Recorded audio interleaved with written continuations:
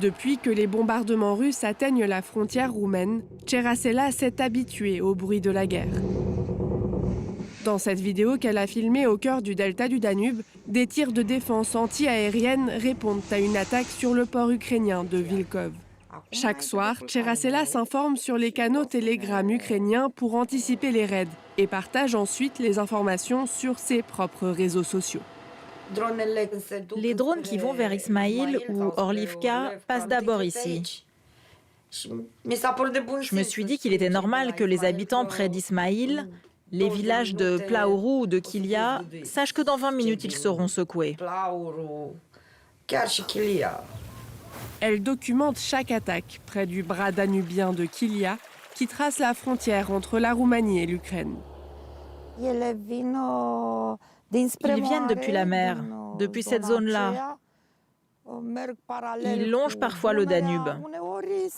Il y a aussi des frégates avec des batteries anti-aériennes et ils tentent de les neutraliser.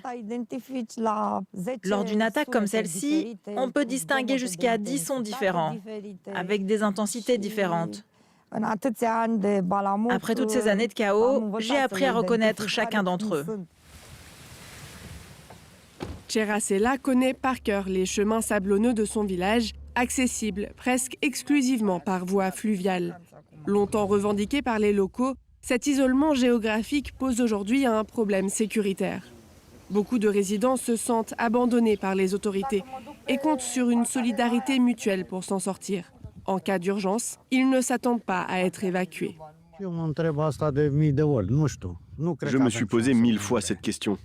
Je ne pense pas qu'on ait une chance, ni même un endroit où aller.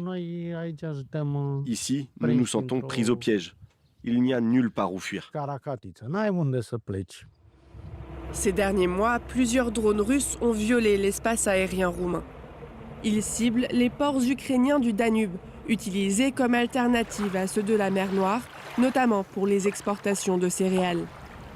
Depuis 2023, les navires de gros tonnage peuvent circuler sur ce bras autrefois peu emprunté. Une augmentation du trafic fluvial qui entrave le travail des pêcheurs. C'est la saison des poissons migrateurs. Près du village de Kiliaveke, Ion Botash ne se sent plus en sécurité lorsqu'il sort sa barque. Si tu lances ton filet et qu'un bateau monte pendant qu'un autre descend, les navires n'ont aucun moyen de t'éviter. Ils passent sur ton matériel. Ils te détruisent l'équipement et tu te retrouves avec des dégâts. Un filet comme celui-ci vaut plus de 550 €. Pour une meilleure visibilité, Ion ne pêche plus que pendant la journée. Il sort toujours accompagné de son collègue Marianne, qui déplore une diminution du nombre de poissons, accentuée depuis le conflit. Je suis pêcheur depuis 1992.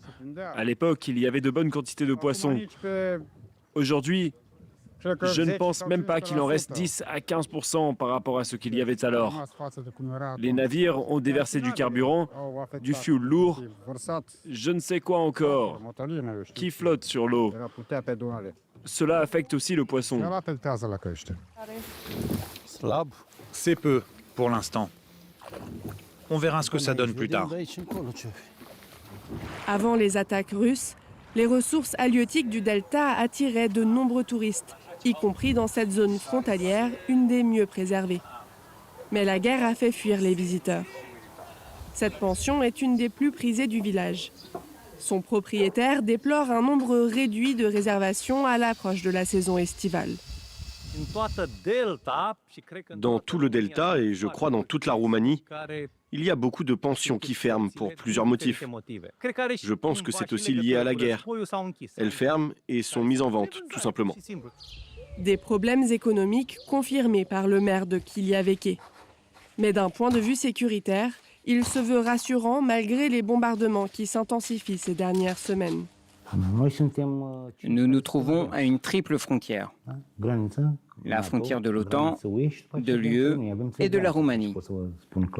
Je peux vous dire aujourd'hui que notre commune est la mieux protégée de toute la Roumanie. Nous avons une présence militaire de tout type. L'élu dit soutenir l'Ukraine, même s'il accepterait une éventuelle arrivée des Russes à la frontière. On deviendrait amis avec les Russes. Ce n'est pas un problème. Nous sommes comme ça, les Roumains, des gens amicaux. C'est une guerre entre l'Ukraine et la Russie. On ne sait pas qui gagnera. L'important, c'est que la guerre se termine, car dans toute cette guerre, c'est la population qui souffre. Fin avril, un drone russe chargé d'explosifs s'est écrasé dans la ville portuaire de Galate, endommageant un abri. Le gouvernement avait alors convoqué l'ambassadeur russe à Bucarest, accusant Moscou d'actes provocateurs et irresponsables.